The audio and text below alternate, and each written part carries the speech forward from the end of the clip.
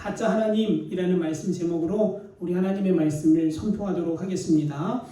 여러분, 이번 명절은 다른 명절과 조금 다르게 다들 오가는 발걸음들이 많이들 줄어드는 그런 명절이었습니다. 아마 많은 가족들이 오지 못한 분들도 있으실 거고요.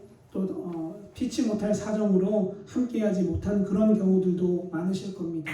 그러나 여러분, 사람은 우리와 늘 함께할 수 없지만 우리의 영으로 함께하시는, 우리와 성령으로 동행하시는 하나님께서 여러분 가운데 함께하신 줄 믿습니다. 그리고 앞으로도 여러분의 일상 가운데에 하나님의 역사와 동행하심이 있으시기를 간절히 축원합니다. 여러분, 신앙생활은요, 뭐라고 비유를 많이 하냐면 달리기의 비유를 많이 해요. 그래서 신앙생활을 표현할 때 뭐라고 표현하냐, 마라톤이다, 경주다, 이렇게 말을 많이 하죠. 그래서 사도 바울도 자기가 신앙생활을 하는 걸 놓고 뭐라고 표현하냐면, 나는 이 갈 길, 곧 경주를 다 마친 후에 하나님 앞에 설 때를 바라보면서 산다라고 그렇게 고백하는 구절들도 있습니다. 왜냐하면요, 신앙생활은 마치 마라톤처럼 꾸준히, 그리고 어디까지 가야 돼요? 골인 지점까지 가야 되기 때문에 그래요. 여러분, 우리 마라톤 뛸 때 마라톤 뛰는 선수들 보면 참 대단한 것 같아요. 그들은요 42.195km를 뜁니다. 여기서 정선까지 제가 내비게이션 찍어보면 21km 정도 나와요. 저희 여기에서. 그러니까 거기 갔다가 오는 거리예요. 뛰어서 거기를 갔다가 다시 들어와야 되는 거예요. 그 정도 거리를 쉴 새 없이 달려가요. 근데 여러분, 마라톤 하다 보면요 비가 막 내리는 경우도 있고요, 막 땡볕이 내리쬐는 경우도 있습니다. 근데 뭐 마라톤 선수들이 비가 온다고 해서 야 그만 뛰자 하고 중간에 멈추는 거 보신 적 있으세요? 없습니다. 여러분, 마라톤 선수들이 가다가 야 배가 고파서 안 되겠다, 식당에 들어가서 밥 먹고 가자, 그런 사람 없습니다. 어디까지 뛰어요? 골인 지점까지 쉬지 않고 계속해서 달립니다.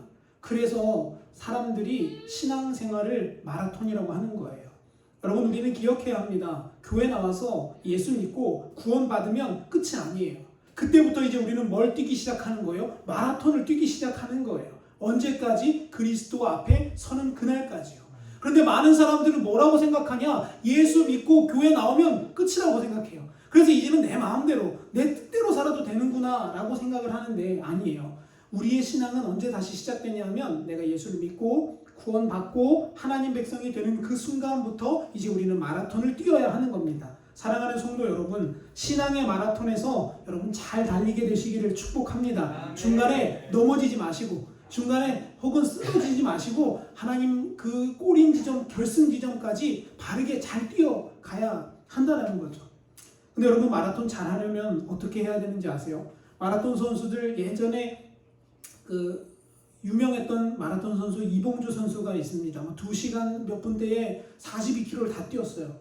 그럼 저는 달리기를 별로 안 좋아하고 잘 못합니다. 그래서 저는 예전에 군대 시절 때도 막 10km 달리기 이런 거 하면 진짜 세상 말로 진짜 죽을 맛이더라고요. 너무 하기 싫은 거예요. 어디 도망갈 수도 없고. 그래서 처음에 이등병 시절 때는 어쩔 수 없이 뛰었어요. 그냥 어쩔 수 없이 열심히 뛰었고. 근데 또 여러분, 이상하게 왜 달리면 그냥 달리기 냅두지 왜 노래는 부르라고 하는지 모르겠어요.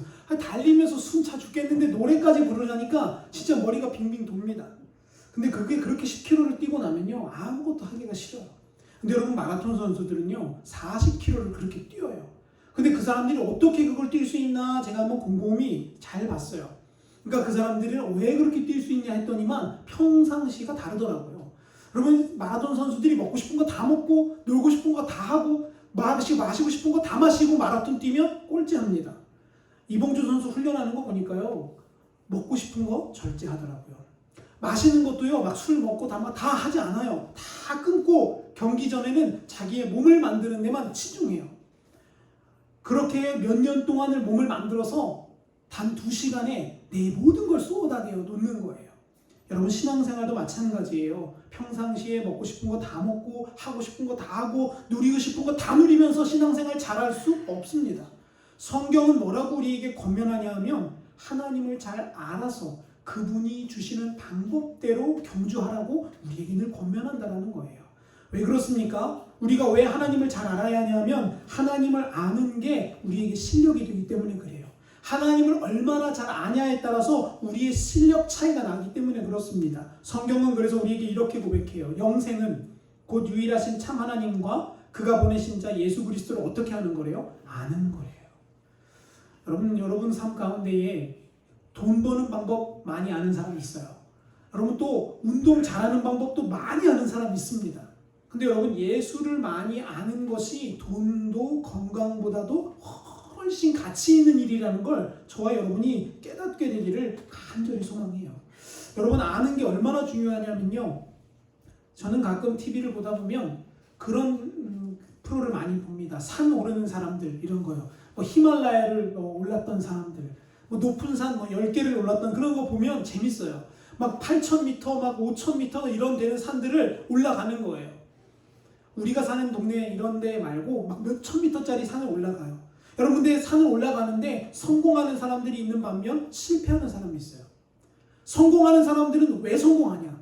그리고 또 실패하는 사람들은 왜 실패하냐? 다 이유가 있습니다. 여러분 그 산을 오를 때 8,000m짜리 산을 오르려면 하루아침에 절대 못 올라요. 8,000m짜리 산을 오르려면 적어도 몇 개월을 잡습니다. 뭐 한 달에서 2달을 잡아요. 왜냐? 하루 종일 오르고 올라도 얼마 올라요? 100m. 막 하루 종일 올라도 200m 오르기가 힘들어요. 왜냐? 산소가 없고요. 몸의 힘들이 근육들이 다 막 빠져버리니까 그렇게 못 오른다라는 거예요. 근데 그렇게 지쳐있던 사람도 불끈불끈 힘이 솟아나게 하는 한 가지 요인이 있습니다. 그게 뭐냐면 바로 저기 앞에 베이스 캠프가 있다는 걸 알면 저기 앞에 가면 따뜻한 물을 마실 수 있고 저기 앞에까지만 가면 음식 먹을 수 있다는 걸 사람들이 알면 이상하게 사람들이 새 힘을 내서 그곳까지 도착한다는 거예요. 그래서 8,000m 산을 오를 때는요 군데마다 텐트를 쳐놓습니다. 그래서 거기 가서 쉬고 밥을 먹고 또 힘을 충전해서 또 다음 텐트로 이동하는 거예요. 그렇게 몇 달이 걸려서 그 산을 정복하는 겁니다. 알면 사는 거예요. 거기에 텐트가 있는 걸 알기 때문에 죽을 힘을 다해서 올라가는 겁니다. 신앙생활도 마찬가지예요. 여러분 신앙생활도 잘 하려면 잘 알아야 해요. 그냥 무턱대고 뛰는 게 아니라 잘 알면 신앙생활을 잘 할 수 있어요. 여러분 기도 응답도 어때요? 그냥 주구장창 기도한다고 응답이 되지 않습니다. 기도하는 방법도 잘 알아야 돼요. 그래서 주님이 우리에게 뭘 가르쳐 주세요? 기도하는 방법을 가르쳐 주세요. 하늘에 계신 우리 아버지여 하면서 주기도문으로 우리에게 기도 이렇게 해라라고 말씀하시죠. 여러분 그러므로 우리는요 하나님을 잘 알아야 해요. 저는 여러분 다른 거 다 놓쳐도 괜찮습니다. 여러분 신앙생활 할 때 뭐 조금 봉사 못해도 괜찮아요. 사람마다 봉사의 능력이 다르기 때문에요. 근데 여러분 놓쳐서는 안 될 한 가지가 뭐냐면 하나님을 아는 거예요. 여러분 하나님을 아는 것에 목숨 걸게 되시기를 축복합니다. 그래서 성경을 통해서 하나님을 잘 아셔야 돼요. 근데 여러분 성경을 보면 성경은 하나님이 어떤 분이라고 말씀하십니까? 성경은 하나님을 아주 한 단어로 이렇게 축약합니다. 하나님은 사랑이시다라고 말해요. 그 사랑이신 하나님께서 그러면 우리를 볼 때 어디를 보실까요? 예쁜 눈을 보실까요? 아니면 머리카락 몇 개인가를 보실까요? 아니면 야 너 나이가 몇 살이냐? 아니면 너 사는 집이 어디냐? 이런 걸 보실까요? 성경은 우리에게 그렇게 말하지 않습니다. 사무엘상 16장 7절 여러분이 너무나도 잘 아시는 말씀이에요. 하나님은 사람의 어디를 보세요? 중심을 보신다라고 말씀하세요. 제가 얼마 전에 이 설교를 한번 드렸죠. 하나님은 중심을 보신다의 그 중심의 단어는 히브리어로 레브라고 합니다. 레바브라고도 하고요. 그 단어의 뜻은 뭐냐면 목적인 거예요. 동기, 왜 살아가느냐, 뭐 때문에 그 일을 하느냐를 하나님이 보신다는 거예요. 그래서 제가 여러분께 한번 권면드렸죠. 여러분 헌금을 드릴 때에도 얼마를 넣느냐가 중요한 게 아니라 뭐를 바르게 하시라고요? 내가 이 헌금을 왜 드리느냐, 내가 이 헌금을 왜 하나님께 드리고자 하느냐를 잘 점검하셔야 된다는 거예요. 왜냐? 하나님이 그걸 보기 때문에 그렇습니다. 이스라엘 백성 이야기 잠시 할까요? 여러분 이스라엘 백성들 애굽 땅에서 하나님 앞에 어떤 태도를 보였습니까? 하나님 살려주세요 라고 했어요. 하나님 도와주세요 라고 태도를 취했습니다. 그렇게 하나님 앞에 납작 엎드려서 기도했습니다. 근데 하나님이 10가지 재앙 통해 살려주고 나니까 이스라엘 백성들은 여전히 똑같은데 그들이 사는 장소가 광야로 바뀌고 나니까 그들이 어떻게 변해요? 이렇게 변해요. 하나님 우리를 죽일 셈입니까? 하나님 나한테 왜 이러십니까? 여러분 보세요. 분명히 똑같은 이스라엘 백성인데요. 뭐가 달라져요? 중심이 달라지는 거예요. 태도가 달라지는 겁니다. 자세가 달라지는 거예요. 뭐 이런 말 있잖아요. 화장실 갈 때 마음 다르고 어떨 때 다르다고요? 나올 때 마음 다르다고요. 여러분 이게 간사한 게 사람이에요. 근데 이렇게 중심을 보시는 하나님이 제일 싫어하는 게 있습니다. 그게 뭐냐? 여러분 다 아시는 거예요. 네 글자예요. 우상 숭배입니다. 우상 숭배. 하나님이 우리에게 제일 싫어하는 게 뭐냐면 우상을 숭배하는 거예요. 여러분 그런데 그거 아세요? 많은 기독교인들이 우상을 숭배하고 있다는 거예요. 에이 목사님, 우리는 절에도 안 가는데요? 저는 굿도 한 번도 안 했는데요? 아니요, 그런 거 말고요. 그거는 눈에 이미 보이는 우상이니까 우상 축에도 못 끼는 거예요. 진짜 우상은 뭐냐? 우리 눈에 보이지 않는 곳에 있다는 겁니다. 저도 그렇고 여러분도 그래요. 눈에 보이는 것을 섬기는 우상 숭배는요, 아주 낮은 단계의 우상 숭배예요. 그런데 여러분, 믿는 사람이 피해야 되고 조심해야 되는 우상 숭배가 있습니다. 우상 숭배 중에 최고의 우상 숭배가 뭐냐 하면 바로 오늘 읽은 본문에 나오는 우상 숭배예요. 그게 뭐냐? 금송아지를 섬기는 거예요. 여러분, 우상 숭배가 어디서부터 시작되는지 아세요? 금에서부터 시작되는 거 아니에요. 여러분, 우상 숭배는요, 돈에서부터 시작되는 게 아닙니다. 제가 이 말씀 묵상하다 깨달았어요. 오늘 읽은 말씀 다시 한번 보세요. 출애굽기 32장 8절 말씀 함께 보실까요? 이렇게 나오죠. 내가 그들에게 명령한 길을 속히 떠나 자기를 위하여 송아지를 부어 만들고 그것을 예배했다라고 성경은 말해요. 여러분, 여기서 우상 숭배의 시작은 어디입니까? 금이 아닙니다. 우상 숭배의 시작은 어디냐면 나를 위하여예요. 나를 위하여. 여러분, 우상 숭배는 어디서부터 시작되냐면요, 나를 위하는 것에서부터 시작되는 거예요. 금이 중요한 게 아니에요. 만약에 그들에게 은이 있었다면 그들은 뭐로 만들었을까요? 아마 은으로 만들었을 거예요. 여러분, 그들에게 금도 은도 없었다면 여러분 그들은요 아마 동을 가지고도 만들었을 겁니다. 중요한 것은요, 동이냐 금이냐 은이냐 송아지냐 염소냐가 아니라 누구를 위해서 만드는 거예요. 여러분, 이게 바로 우리 신앙생활에서 잘 봐야 되는 문제예요. 여러분, 우리 삶에 누구를 위하여 살아갑니까? 그게 바로 우리 삶에 있는 우상 숭배를 판단하는 기준입니다. 여러분, 하나님이 제일 싫어하는 게 우상 숭배인데 10계명에서도 그래서 뭐라고 말하냐면 이렇게 말하잖아요. 신명기 5장 8절은 이렇게 말해요. 함께 같이 한번 읽어보겠습니다. 시작. 너는 자기를 위하여 새긴 우상을 만들지 말고 위로 하늘에 있는 것이나 아래로 땅에 있는 것이나 땅 및 물 속에 있는 것에 어떠한 형상도 만들지 말아라 라고 하세요. 핵심은 뭐예요? 모양을 만들지 말라는 것보다 더 중요한 핵심은 뭐냐 하면 맨 앞에 나오잖아요. 누구를 위해 만들지 말라고요? 너 자신을 위하여 만들지 말라는 거예요. 모양은 그 나중이에요. 여러분, 깨닫게 되는 은혜가 있기를 간절히 축원합니다. 10계명에서 가장 하나님이 싫어하는 게 뭐냐면 네 자신을 위하여 제발 좀 만들지 말라는 거예요.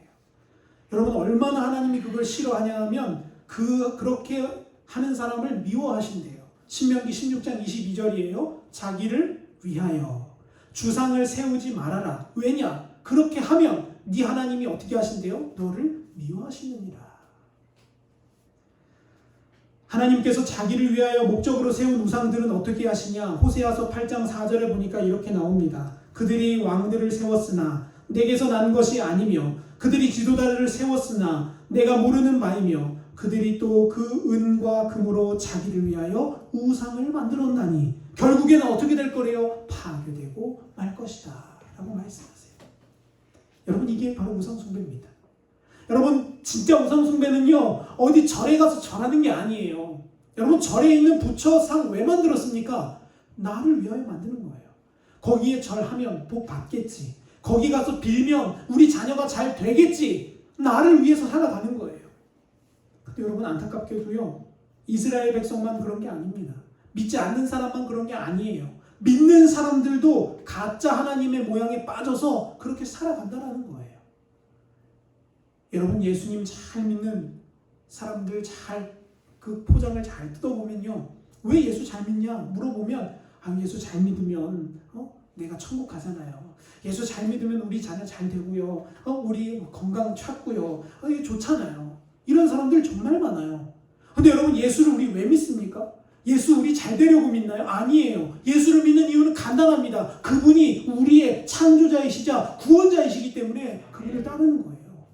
근데 여러분, 많은 성도들이, 많은 목회자들이, 많은 사역자들이 그렇게 가르치지 않고 뭐라고 가르치냐? 하나님을 마치 우리의 도구로, 우리의 번영과 성공을 위한 그런 도구로 쓰려고 하는 거예요. 그래서 기도하면 들어주시는 마치 요술램프 같은 하나님. 근데 성경은 뭐라고 말합니까? 자기를 위하여 만드는 것은 곧 우상 숭배다라고 말하고 있어요. 많은 사람들은요, 금송아지가 문제라고 말합니다. 근데 저는 성경을 읽다가 금송아지가 문제가 아니라는 걸 발견합니다. 여러분, 광야 한가운데에 송아지 한 마리 만들었다는 게 뭐 그렇게 대단한 겁니까? 전지전능한 하나님, 바다를 가르시고 반석을 쳐서 물을 나게 하신 하나님이 그 송아지 한 마리 못 없애시겠습니까? 저는 그렇지 않다고 봅니다. 하나님 어느 날 다곤 신전 어떻게 하셨어요? 다곤 신상에 목 자르고 팔 자르고 다리 잘라서 내팽개치실 수 있는 분이 하나님이세요. 근데 하나님이 그 송아지 한 마리 못 없애셔서 그렇게 말씀하셨을까요? 아니요.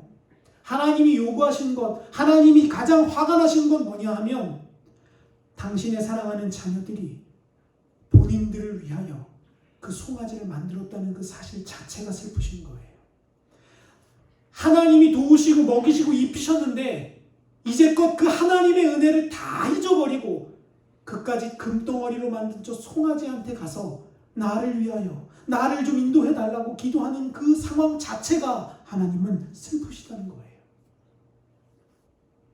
우리도 우리를 위하여 살아간다면 우리도 여전히 가짜 하나님을 믿고 우상 숭배하며 살아가고 있는 겁니다. 여러분, 돈이 우상입니까? 아닙니까? 이런 질문 들어보셨나요? 어떤 목사님이 인터넷 글에서 그런 글을 올리셨어요. 돈은 과연 우상인가? 이렇게요. 여러분에게 한번 여쭤볼게요. 여러분, 돈이 우상입니까? 아닙니까? 예라고 대답하실까요? 아니라고 대답하실까요? 저는 이렇게 대답했습니다. 돈은 우상이 될 수도 있고 안 될 수도 있습니다. 돈은 나쁜 게 아니에요. 결코 돈 자체가 나쁜 거 아닙니다. 저는요, 여기 계신 성도님들의 가정들이 물질적으로 풍요롭기를 축복합니다. 그렇게 기도해요. 그래서 여러분들이 농사 잘 되셔서 여러분 그 매출이 올라가시면 저는 기뻐요. 왜냐? 여러분들 매출 오른다고 저희 집 매출 오르는 거 아니거든요. 근데도 기뻐요. 왜냐? 하나님의 복을 받는 게 눈으로 보이기 때문에 그래요. 저는 여러분들이 물질 가운데 풍요롭기를 기도합니다. 그런데 성경은 이렇게 말해요. 돈은 일만 악의 뿌리가 될 수 있다라고요. 여러분, 돈을 잘 사용하면 하나님께 영광입니다. 돈을 잘 쓰면 하나님이 기뻐하십니다. 그런데 돈을 잘못 사용하는 건 뭐예요? 자기를 위하여 사용하기 시작하면 그것은 바로 우상이 되는 겁니다. 여러분, 목사, 성도들 그리고 사역자들이 건강해야 합니까? 안 건강해야 합니까? 건강해야 합니다. 저는 믿음의 사람들이 건강하기를 위해 기도합니다. 여러분, 건강하십시오.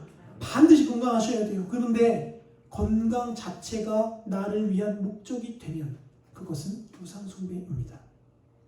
여러분, 시간 여러분에게 다 주어졌잖아요. 하루 24시간. 여러분, 이 시간 우리 잘 써야 돼요. 이 시간을 잘 쓰면 누가 기뻐하세요? 하나님이 기뻐하세요. 근데 여러분, 이 시간을 잘 쓰는 방법 아주 간단합니다. 내가 지금 누구를 위해서, 무엇을 위해서 이 시간을 쓰고 있느냐를 보는 거예요. 혹 거기에 자기를 위하여가 들어가면 죄송합니다. 여러분, 우상 숭배가 시작되어지고 있는 겁니다. 열왕기상 22장을 보면 여러분 너무나도 잘 아시는 아람 군대와 북이스라엘 남유다 연합군의 전쟁이 나옵니다. 거기에 누가 등장하냐 하면 거짓 선지자 시드기야라는 선지자가 등장해요. 우리로 말하면 가짜 목사입니다. 근데 여러분, 이 열왕기상 22장 내용 참 재밌어요. 집에 가서 한번 읽어보세요. 전쟁 내용인데요. 남유다와 북이스라엘이 같이 연합을 해서 시리아와 전쟁하는 거예요. 그런데 이 남유다와 북이스라엘이 같이 연합을 했을 때 왕들이 궁금한 거예요. 과연 나가서 싸우면 이길 수 있을까? 옛날로 말하면 이제 점을 쳐보는 거예요. 누구한테 가서요? 하나님 앞에 가서요. 하나님, 가서 싸우면 이길 수 있겠습니까? 묻습니다. 그때 그 당시 그 나라에서 유명했다고 하는 선지자인 한 명 중 하나가 시드기야였어요. 그 시드기야가 나와서 철을 가지고 멋있는 뿔을 만들어서 막 앞뒤로 찌르면서 막 행위를 하면서 보여줍니다. 그러면서 뭐라고 왕에게 말하냐? 왕이시여, 하나님이 당신이 이 뿔과 같이 승리하게 도와주실 것입니다 라고 선포해요. 축복입니까? 저주입니까? 축복입니다. 나라가 잘 될 거라고 얘기하는 거예요. 나가서 싸우면 시리아 군대를 박살낼 수 있다라고 설명하는 거예요.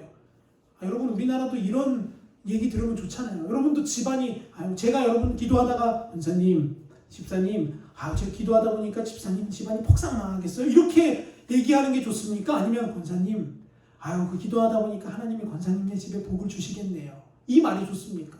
당연히 뒤에 말이 좋죠. 북이스라엘도 지금 그 얘기를 듣고 있는 거예요.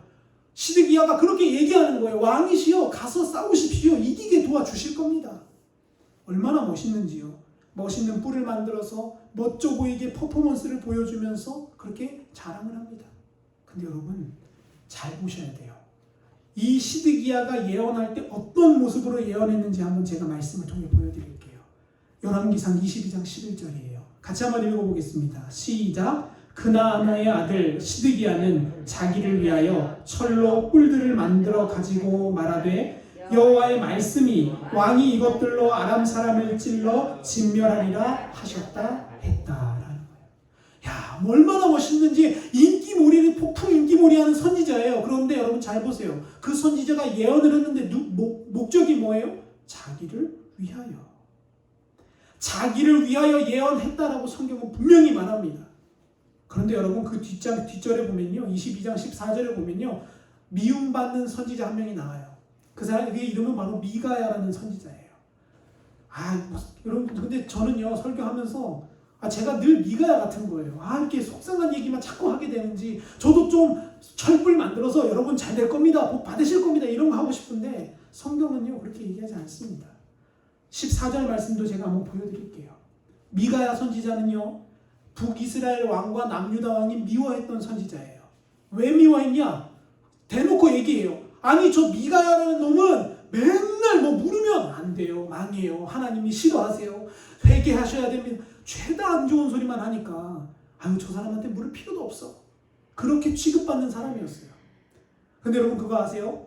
사람들은 참 이상하게도 그런 말에 은근히 신경이 쓰인다는 거예요. 그래서 이 왕들도 그래도 믿져야 본전이니까 한 번 더 물어보지 뭐 하고 미가야한테 가서 묻습니다. 근데 미가야가 뭐라고 대답해요? 이렇게 대답합니다. 14절이에요. 미가야가 이르되 여호와께서 살아계심을 두고 맹세하노니 여호와께서 내게 말씀하시는 것 곧 그것만 당신에게 말할 겁니다. 라고 얘기해요. 여러분 시드기야는 누구 위해 예언했어요? 나 먹고 살기 위해 나 때문에 잘 되면 돈과 명예가 쏟아질 거기 때문에 나를 위해 예언합니다. 근데 미가야는 그렇게 예언하지 않습니다.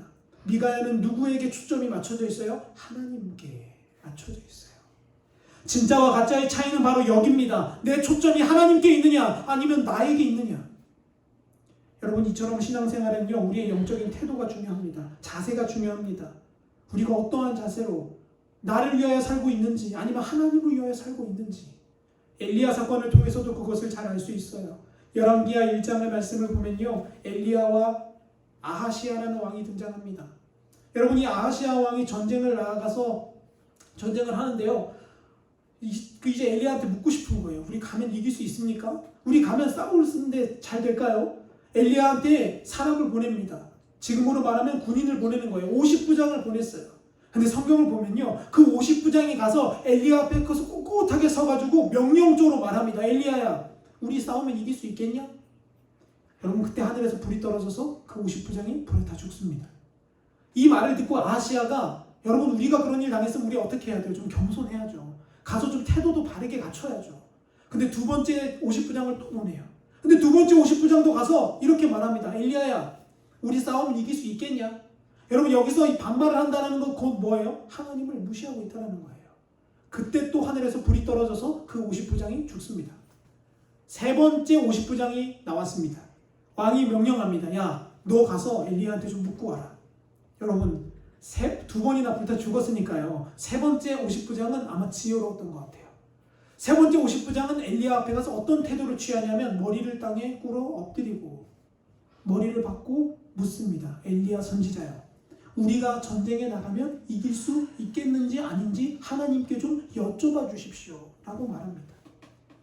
그러자 하나님에게로부터 말씀이 임했고요. 엘리야는 그 말을 전하기 시작하는 거예요. 여러분 여기서 중요한 게 뭡니까? 첫 번째, 두 번째 50부장은 왜 죽었습니까? 그들은요 태도가 불손한 거예요. 자세가 잘못됐던 거예요. 하나님을 위하여 묻는 게 아니라 그래도 내가 명색의 50부장인데 내가 그래도 명색에 돈이 이만큼 있는데 저기 거지 행색하고 있는 저 엘리야한테 가서 내가 존댓말 해야 돼? 여러분 그 마음의 태도가 잘못되니까요. 하늘에서 불이 임하는 거예요. 여러분 우리도 우리 신앙생활 잘하고 있는지를 보려면 뭐를 봐야 돼요? 우리 태도를 보면 됩니다. 우리가 하나님 앞에 어떠한 자로 서고 있는지, 지금 나는 뭘 위하여 살아가고 있는지, 지금 내가 오늘 일하는 이 일이 누구를 위한 일인지 그걸 봐야 되는 거예요. 사도 바울은 이거 너무나 잘 알았어요.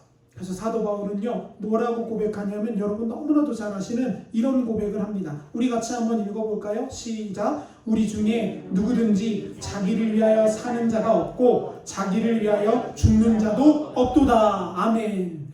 너무 감동적이죠. 사도 바울은요 이거 알았어요. 영적으로.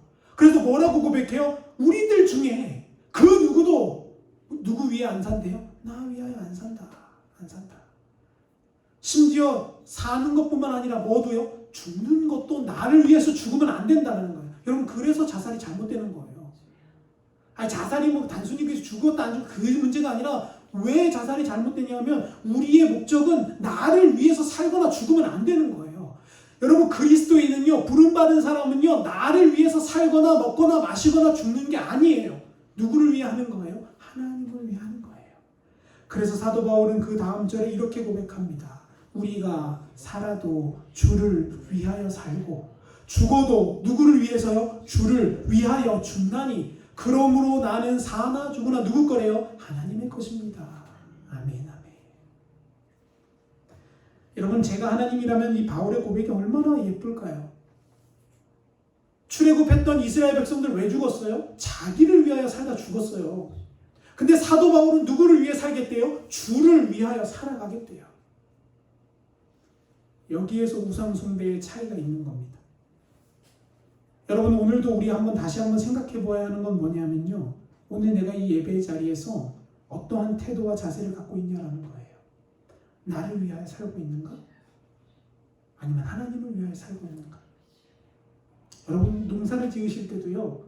이걸 명확하게 하시는 게 좋아요. 나를 위하여 이 농사를 짓는가? 아니면 하나님을 위하여 짓는가? 바울은 뭐라고 말해요? 먹는 것조차도 그거를 점검하래요. 사나 죽으나 먹으나 마시나 누구를 위하여 지금 내가 일을 하고 있는 거예요. 우리는 우리가 모르는 사이에 우상 숭배를 하고 있을 수도 있습니다. 그 우상 숭배의 뿌리는 금이 아닙니다. 그 우상 숭배의 뿌리는 어디냐? 나를 위하여 하는 행동과 생각과 말이라는 거예요. 그게 바로 가짜 하나님을 만들어내는 겁니다. 여러분 요즘 현대 사람들 결혼 안 하죠. 젊은이들 결혼 안 합니다. 여러분 결혼 왜 안 하는지 아세요? 뭐 결혼할 사람이 없다 뭐 그것도 있는 이유지만 제일 중요한 건 뭐냐면요. 나 때문이에요. 나 때문에. 결혼하면 뭐 하기 싫어요? 내 배우자도 챙겨야 되죠. 아이 낳으면 아이도 챙겨야 되죠. 얼마나 그게 번거로운지 그냥 나 혼자 내 한 입 먹고 살면 아주 편하니까 결혼을 안 한다는 겁니다. 그래서 혼자 사는 게 좋대요. 여러분 그 혼자 사는 것 자체가 나쁜 건 아닙니다. 그런데 잘 보세요. 왜 혼자 사냐라는 거예요. 나를 위한 거예요. 내가 편하기 위해서. 내가 좋기 위해서. 여러분 요즘 사람들 왜 기도 안 하고 말씀 안 읽습니까? 뭐 기도하고 말씀 읽으면 누가 잡아갑니까? 아니잖아요. 왜 안 하는지 아세요? 나의 육신과 재미 평안을 위해서 살 시간도 모자라기 때문에 그래요. 내가 돈 벌고 재밌고 내 자식을 위해서 투자하는 건 좋은데 하나님 위해 투자하는 시간은 아깝기 때문에 그런 거예요. 아무리 주일날 예배 와서 울고 불고 은혜 받았고 오늘 말씀 참 좋다라고 다짐해도 내가 나머지 6일 동안 모든 삶에서 다 나만 위해 산다면 내 자식만 위해 내 남편만 내 부인만 위해 살아간다면 죄송합니다. 여러분 그건 우상 숭배의 시작인 거예요. 그래서 복음은요 우리에게 뭐라고 말하냐? 복음을 받은 사람은 태도가 바뀌는 거예요. 베드로 보세요. 여러분 물고기 잡던 사람입니다. 그런데 그가 예수를 만나니까 어때요? 태도가 바뀌어버립니다. 달라지는 거예요. 여러분 제가 늘 얘기하지만 뭐 베드로가 죄 지으면 뭐 얼마나 좋겠습니까? 뭐 남의 물고기 몇 마리도 훔쳐오는 뭐 그런 거밖에 없을 거예요. 근데 베드로가 뭐라고 말해요? 주님 나는 죄인입니다. 베드로가 깨닫는 거예요. 왜 그렇습니까? 이제까지 나를 위해 살았다라는 거예요. 이제까지 나 먹고 살기 위해 물고기 잡는 거에 연연없이 살았다라는 거예요. 그게 바로 죄라는 걸 베드로가 그 시간 깨달았던 거예요.